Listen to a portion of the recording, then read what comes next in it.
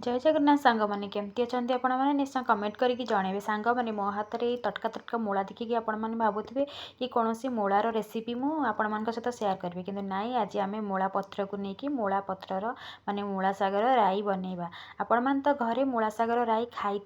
किंतु मु आज कौ टाइप बनाऊँगी सेटा आपण मान सहित सेयार करुँची।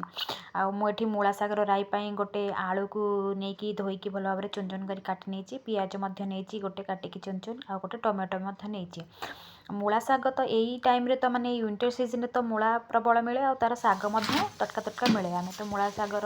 राई बनैकी खाती एमती सिंपल साग बनैकी भी खाती आउ तार चटनी खाती किंतु मूला साग समस्त को तो भल लगे खायापाई कहीं टिके मूला सागटा पिता लगे खावाई किंतु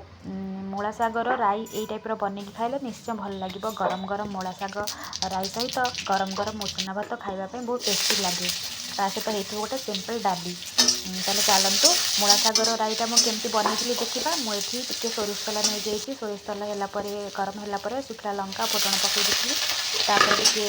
पिज को काटिकी रखी पकईली पिज भाजला आलू काटिकी रखी पकईकी भल भाव घाटी ढोंकई देती टी लुण आ हल्दी पकईना लुण हल्दी पकईला घाटी एमती ढांकीदेव जमी आलूटा टी सीझीज।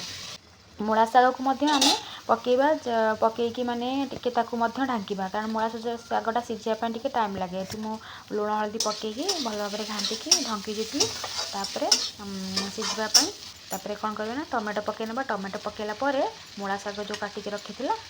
मुझे पकई नेली मूला साग को भल भाव घाटिकी ये भाव में